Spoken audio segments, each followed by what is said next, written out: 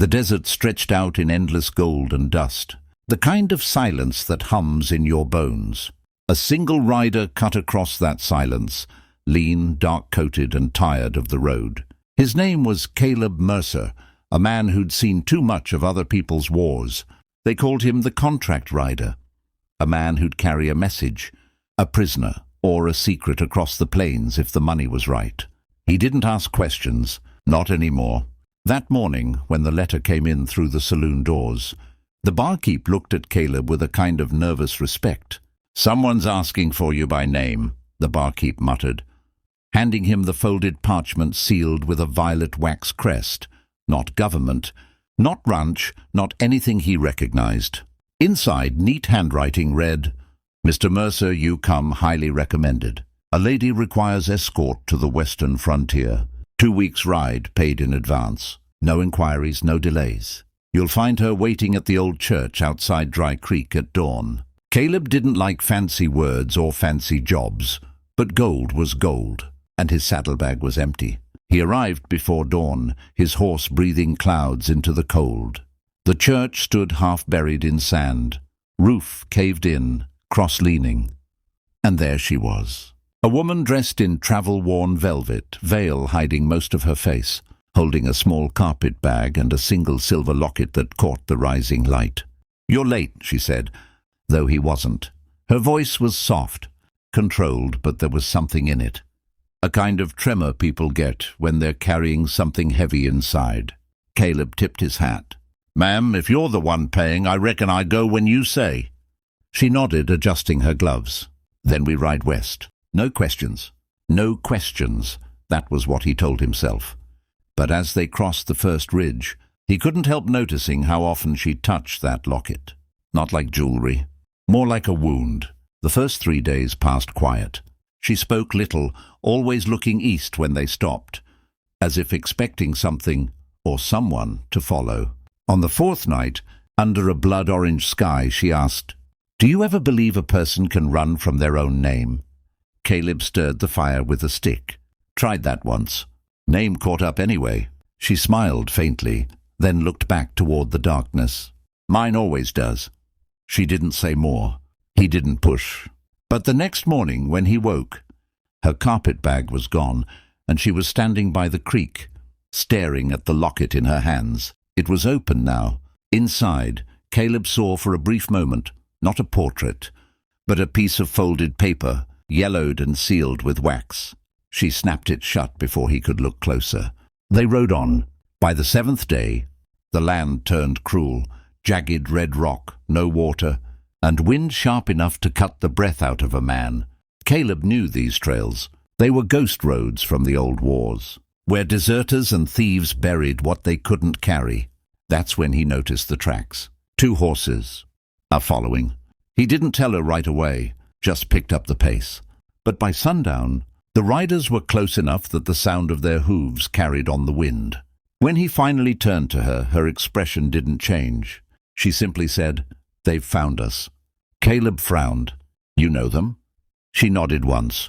"They're not after you, Mr. Mercer. They're after what's in this." She held up the locket. The silver gleamed like a living thing. Before he could answer, a rifle cracked from the ridge. Dirt exploded near his horse's hooves. Caleb grabbed the reins, yanking her down behind a fallen log. "Hell, lady! You want to tell me what I just signed up for?" he shouted, returning fire toward the rocks. She didn't answer, just clutched the locket tighter, whispering something under her breath. A name, a man's name.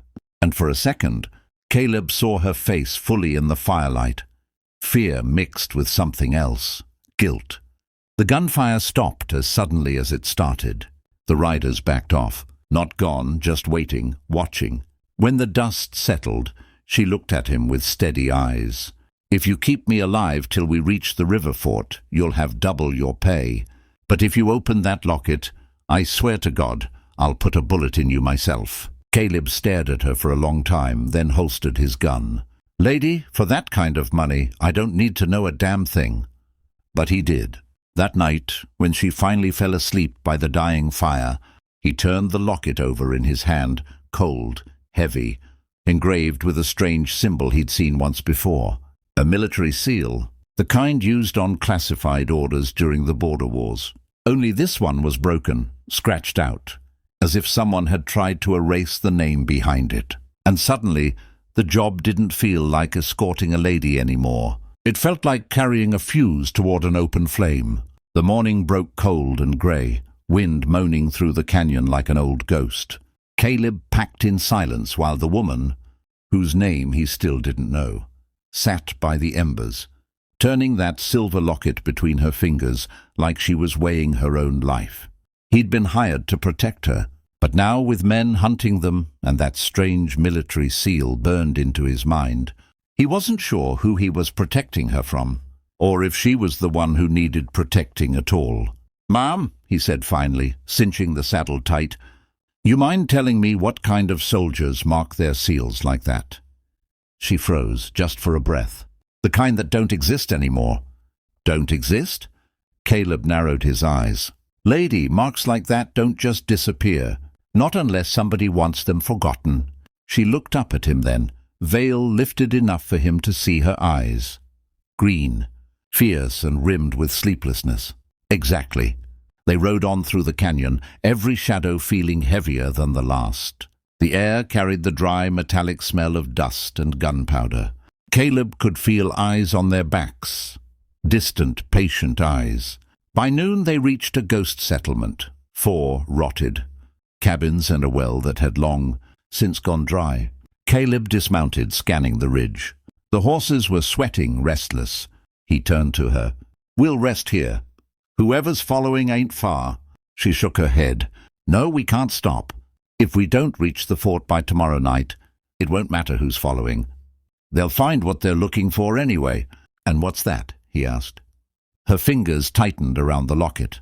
"Proof." "Of what?" She hesitated. Her voice dropped to a whisper. "Of a man they buried alive." Before Caleb could speak, the crack of a rifle tore through the air. The bullet ripped through the post beside him, splintering wood into his face. "Down!" he barked, pulling her behind the cabin. Another shot rang out, then a third. The riders were closing in fast, 5 of them. Black coats, dust masks, and rifles glinting like hungry teeth. Caleb returned fire, dropping one from his horse. The others scattered, circling like wolves. The woman crouched beside him, clutching her bag. "I told you," she hissed. "They'll kill anyone who gets close to that locket." "Then maybe you should tell me why," Caleb snapped, loading another round. She looked at him, and for the first time he saw tears cutting through the dust on her cheeks. "Because the man in that locket isn't dead." Caleb froze. "What?" She swallowed hard. "They said he was executed 5 years ago, but he's alive, and that paper inside the locket proves it. It's an order signed by a general who never existed, authorizing the death of a man who was never supposed to die." Her voice trembled now. "That man was my husband." The truth hit harder than any bullet. Caleb's hand lowered slightly, gun still smoking. "You mean to tell me—" "Yes," she interrupted, clutching the locket tighter. "The army faked his death, and when I found out, they sent those men to make sure I never reached the border with the proof." The riders were closing in again, their silhouettes cutting through the sandstorm. Caleb could see the lead one, tall, wearing a red scarf. He fired again, forcing them back behind the ridge. "Lady, this ain't just escort work anymore," he said. "You're hauling government secrets, treason-level secrets." "I didn't ask for this," she cried. "All I want is to find him before they do." The emotion in her voice stirred something deep in Caleb. A memory of his own past, of names lost to orders written in ink and blood. He'd fought for flags, for gold, for lies. Maybe this was his penance. He reloaded, eyes hardening. "Then we ride now." They burst from behind the cabin, horses kicking up clouds of dust. Bullets whined past their heads as the riders gave chase. The canyon stretched out like a throat, wide and merciless. Caleb leaned low in the saddle, shouting over the wind. "There's a pass up ahead. If we reach it, we can lose them in the salt flats." But fate had other plans. A bullet struck his horse's flank, sending it crashing into the dirt. Caleb rolled, grabbing his rifle, shouting for her to keep riding. She turned, eyes wide, and for a heartbeat, The locket came loose from her neck, flying open in the chaos. Caleb saw what was inside this time. Not just a folded order, but a small photograph, a soldier's face. And behind that face, burned into the paper, a second seal, the same one Caleb carried in a scar across his shoulder.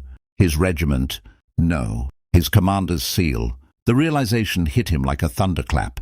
The man she was chasing, the one buried by the army, had been part of his own unit. And if that man was still alive, then the lies went deeper than either of them could imagine. He fired again, buying her a few seconds of distance, then ran to his horse's corpse, pulling free the saddlebags. The riders were still coming.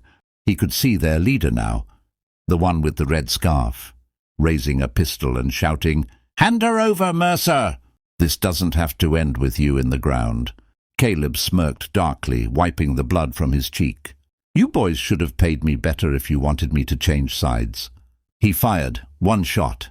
The leader fell.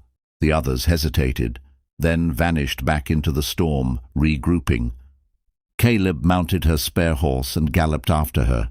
She was waiting at the ridge, trembling, dust coating her hair and veil. When she saw him, she didn't smile, just handed him the locket, open this time. "You've seen it now," she said softly, "so you know what they'll do to us both." Caleb looked down at the photograph again. The soldier's eyes seemed to stare back, familiar, haunting. He felt a chill crawl up his spine. "I know that face," he murmured. She met his gaze. "You should. You served under him." The wind howled through the pass, carrying the echoes of hoofbeats behind them. Caleb shut the locket and handed it back to her. "Then we better ride faster." They spurred the horses west, silhouettes swallowed by the dying sun. Behind them, the red scarf rider's body twitched, and from the shadows, another figure dismounted, kneeling beside him. "Report to command," the figure said quietly. "They've got the proof." As the dust storm rose, his coat blew open, revealing the same broken military seal carved into his chest plate. The hunt wasn't over. It had only just begun.